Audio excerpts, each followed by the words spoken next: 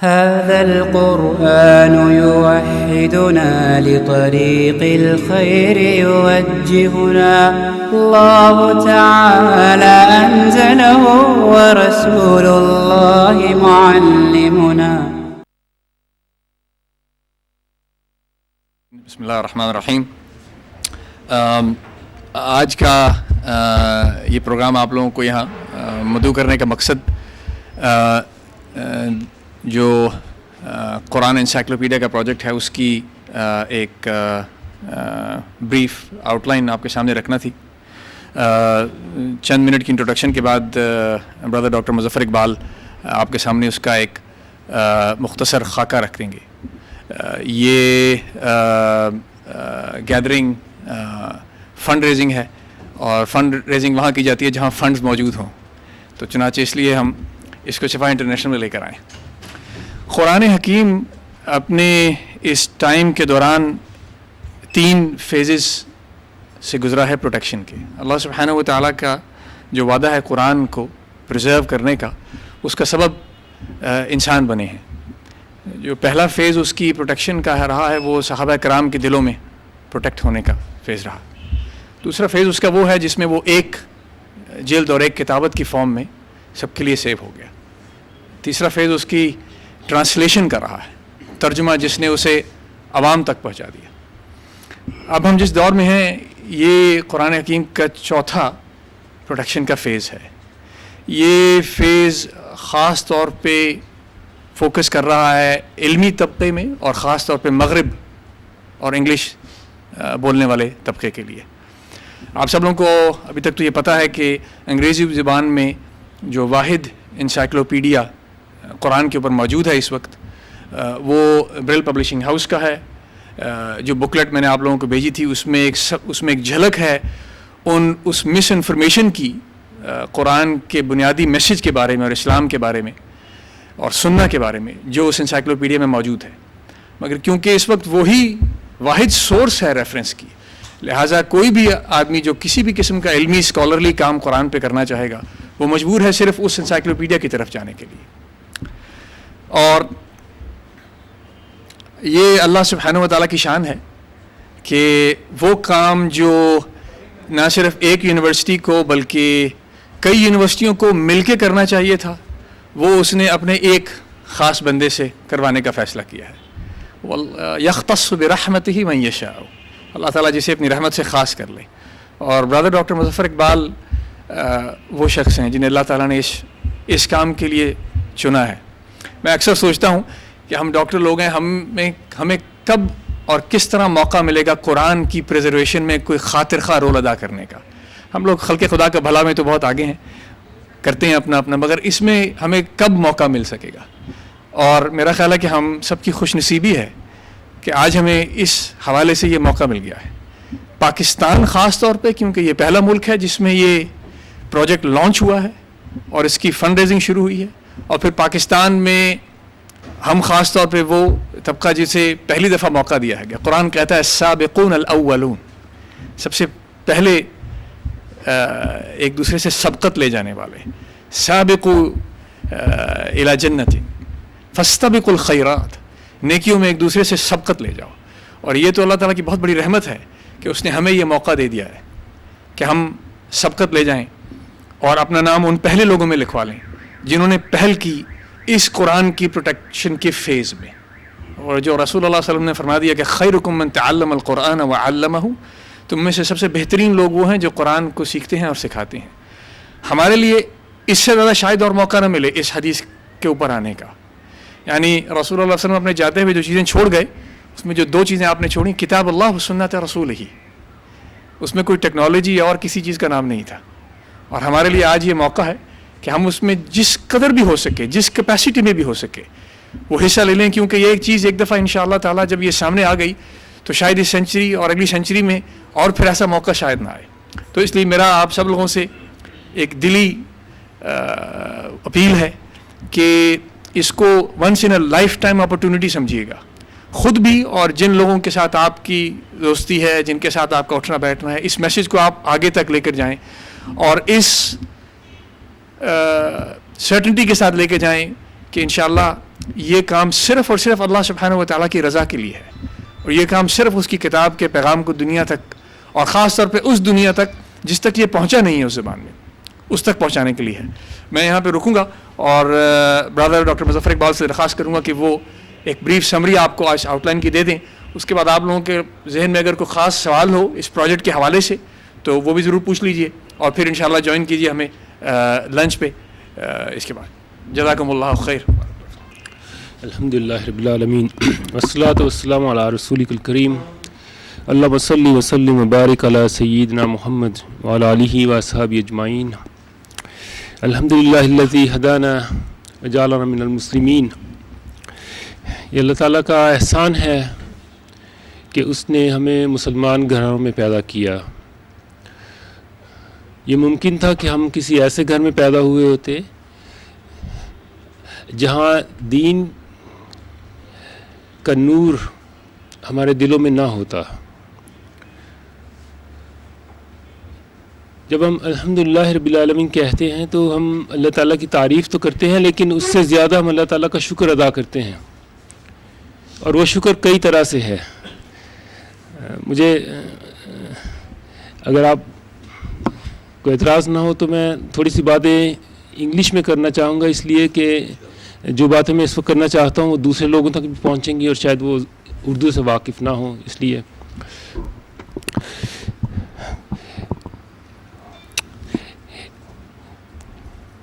we are all Muslims by basically, primarily, and first of all, because we are born in houses where Muslims live. We are born to parents who are Muslim. This fundamental blessing of Allah subhanahu wa ta'ala needs to be reaffirmed at the personal level, and that affirmation we do every time we say Ashhadu la ilaha illallah wa ashhadu anna Muhammadur Rasulullah. That affirmation, this shahada, makes us Muslim. The next phase, the next stage of being a Muslim is to believe on the 6 things that the Qur'an asks us to believe in. These are the arkan of Iman.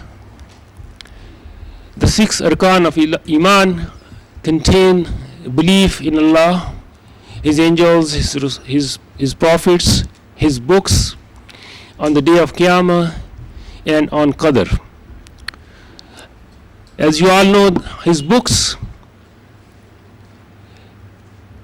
culminated, the prophecy, the tradition of the sending of messages culminated in the form of a book that is a unique book in human history today, because there is absolutely no other book now in existence which is based on the revelation sent down by Allah subhanahu wa ta'ala. We all believe that, I don't need to stress that.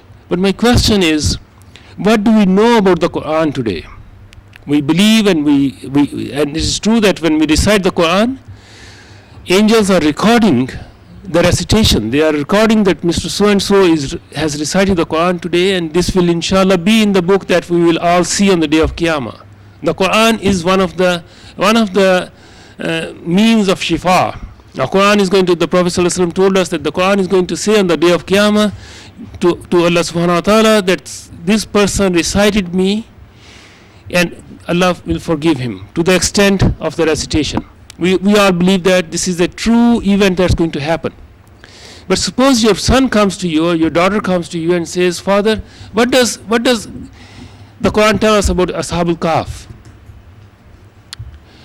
Your son or daughter comes to you after 18 years of education, etc., in the Western education system, and says, well, the Quran, yes, I believe in it, but, my professor says this and this. What do I do? While we are raising our children, they need to be grounded in the message of the Quran. Not only believe in it, but understand the message of the Quran on the basis of ilm. That secondary foundation, in addition to the foundation that we are providing them, inshallah, the foundation of faith, makes that first foundation firmly rooted, as the Quran tells us, that this is the shajar whose roots are deep in the ground and whose branches are all over. this kalimatullah, this kalam of Allah subhanahu wa ta'ala has roots and branches. And these are not abstract things I'm talking about. I'm talking about very real things. Your son or your daughter comes and says, this heart that you treat every day, what does the Quran tell us about the heart, this heart that's pulsating inside me? Well, you say, your arteries are, I treat them all the time and I open the arteries, but no, what is the Quranic concept of the heart? What are you going to tell them? What is the Quranic concept of the heart? What is the Quranic concept of these eyes with which we see, with this tongue with which we are speaking, these hands which we use every day? There are physical organs, of course, but is there something more to that? Now, unless until we know those things, unless we have studied a source, and traditionally we did, the tabibs, the physicians in Islamic tradition, they were all scholars of Islam, invariably. There may be exceptions here and there. But first of all, they knew what the Quran tells us about the human body, about all the organs. Their understanding of the human body was based on their understanding of the spiritual content of this body. So this heart which the Quran makes the seat of knowledge, the seat of understanding, the heart about which the Prophet ﷺ said there is this organ in the body, if that is sick, then the whole body is sick. He's not talking about the blocking of the arteries. He's not talking about the blocking of he's talking about the Quranic description that is the hearts which go blind. It's not the sight, it's not the eyes which go blind, but the hearts which go blind. All of these things need to be understood.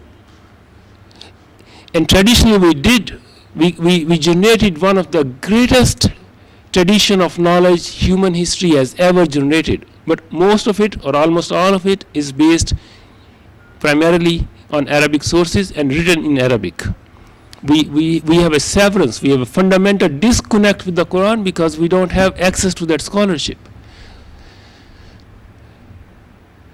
The project that we have started, inshallah, is going to bring that scholarship of 1400 years of reflection by scholars like Ibn Kathir, Al-Tabari, Sahaba like Abdullah ibn Abbas. All of that scholarship is available. It's living scholarship. There are people who know that scholarship. We are going to inject into the mainstream academic world for the first time in history a very concentrated dose of that scholarship. A scholarship that opens the windows not only of knowledge but also of hearts. Because when you open Tabari's tafsir, you open Ibn Kathir's tafsir, you feel you are in front of a monument. It's a huge work. It's got layers and layers of scholarship. All previous scholarship on the Quran for centuries, these people have on their fingertips. And they present it. And what we are going to do, we are going to find scholars who are going to write an entry on the heart, for example. The heart in the Quran, the eye in the Quran, the hands in the Quran, Ashabul Kahf in the Quran. All these, there are 633 entries that we have classified so far. It may be 650 in the end, or close to that. We have a time frame to produce this work. We have a target readership. And please consider yourself the first target of this project. You need to have this work in your home because your sons and daughters are going to ask you one day. If you don't have time to read it, at least you have the source where you can say, my son, here is what you can go to. You are writing a paper for your class, you are writing a thesis, you are being asked by non-Muslims, what does the Quran say about dunya? What does the Quran say about akhirah? What do you mean by akhirah? What do you mean by angels? What do you mean by Jannah? What do you mean by Jahannam? This place is the place which will present to these people, this new generation, in one place, 1400 years of scholarship on all these aspects of the Quran. Every single concept, every single name, every single place mentioned in the Quran is in this. And then, inshallah, the 7th volume of this monumental work is all indices. All of which is indices. How many times you have found yourself in a situation where you want to find out about all the references in the Quran about one particular thing? Death.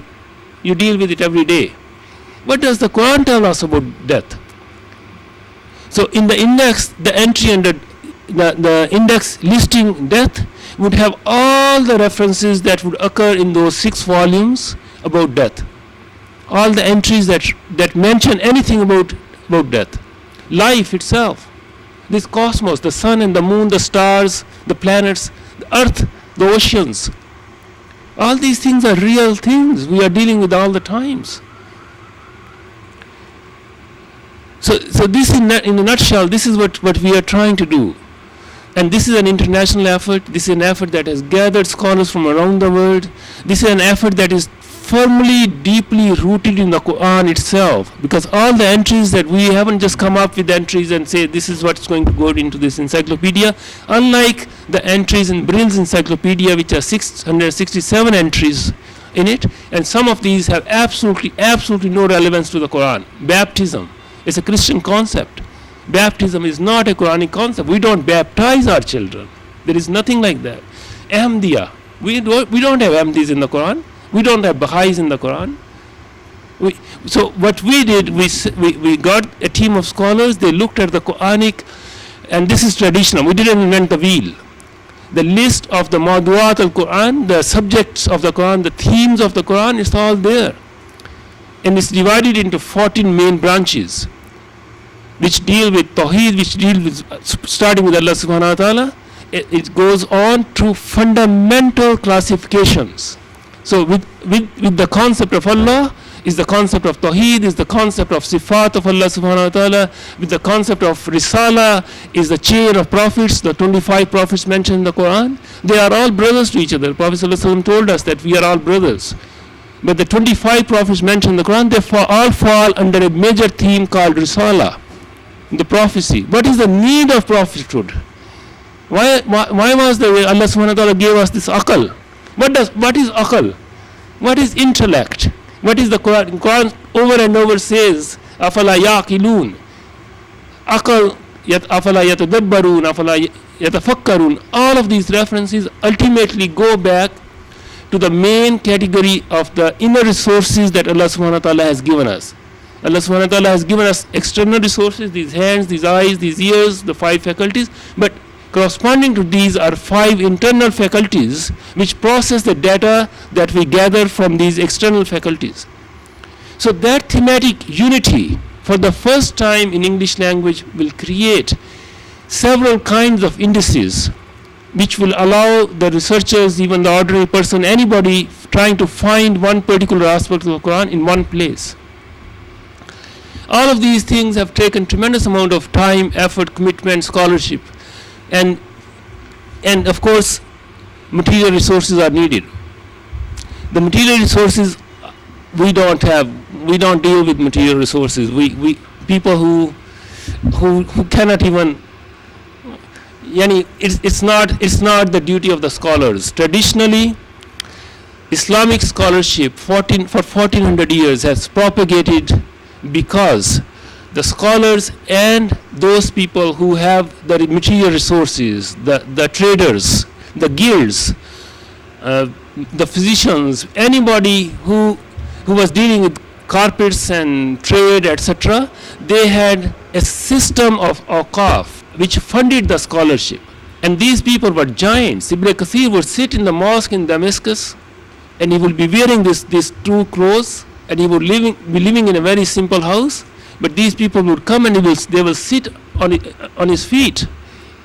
Imam Ghazali came to Baghdad, and there would be 500 scholars of top class scholars sitting at his feet. And where did he live? And what did he do? When he realized one day that his tongue is speaking something that is not coming from the heart but coming from the nafs, he stopped everything. He disappeared. He was the highest. He had the highest position in the academic world, among the ulama, among the bureaucrats, everywhere. He was being revered as the scholar of the century. Suddenly the man finds that something has gone into the nafs. He leaves everything, he disappears. The next thing we find, he has a broom in his hand, and he's brooming the floor of the Jamia Dimishq. After the salah, he locks himself up in the tower, cleans his heart, There is something wrong that has gone into it. After several years of that process, he goes for Hajj, he goes to Al-Quds, and then he leaves everything and goes to his village in Tus, where I visited 3 times, that place. And there, in the final years of his life, he writes his monumental work, Ihya Ulumuddin, 40 books. After 1,000 years, that book is still being studied, it's still being read, it's still current. How many books survive 20 years, 30 years, 40 years? Why is that book so fundamental? Because it's rooted in the Qur'an, and it's coming from a heart that has erased the contamination, that has removed the nafs from it. So this is the kind of scholarship that has progressed over all these centuries. What these people did who came here 300 years to our lands, they said, well, where is the lifeline of all of this? They found the lifeline and they cut the lifeline. Surgical operation. Look at the history, go into details of how the awqaf, which nobody could touch, the lands, the property, everything. They changed the rules, they totally changed the whole structure of the society. They changed the way businesses were done. They changed the way madaris operated. They changed the way knowledge propagated. Because they were the rulers, they changed everything. They cut the lifeline. We need to re-establish those arteries. We need to open them again. We need to have that flow coming again, inshallah. We need to do a major reconstruction, as Iqbal did the reconstruction of Islamic thought. It's the reconstruction of Islamic way of life, the Islamic worldview. And all of this is coming from the Qur'an. There is nothing from outside.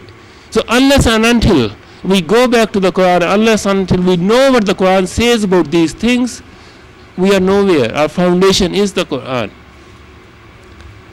So inshallah, this effort, may Allah accept it from us. It's a monumental effort. We are not even capable of it. We know our limitations, but this is something that we ask His help.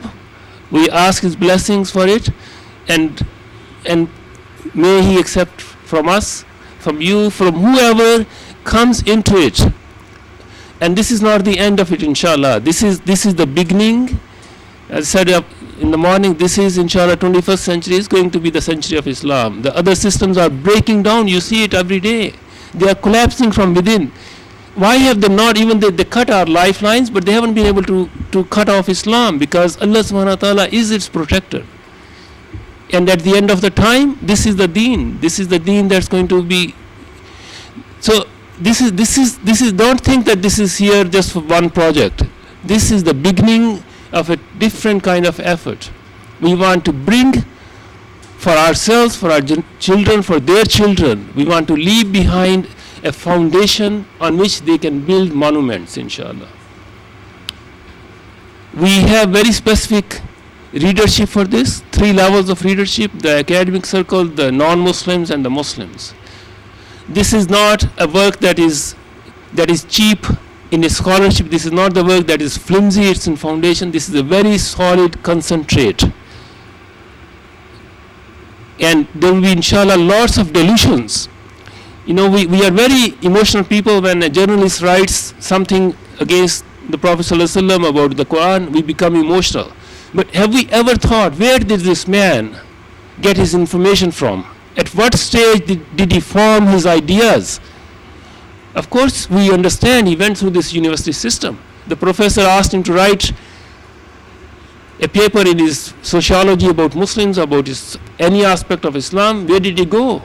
He went to Brill's. He went to Brill's Encyclopedia of Islam. Now people are going to Brill's Encyclopedia of the Quran to find out what the Quran says. Because our side is not there. We don't have a reference work sitting next to Brill's encyclopedia, so that the person who's going to look at this entry, what does the Quran say about hoors? Very topical. What does the Quran tell us? Now, Brill's encyclopedia, a mixture of this and that, is going to tell us this is what the Quran says about hoors, and this is. Then he said, well, maybe I should look at this one too. So this is our time. This is the moment that we can insert, we can place this effort.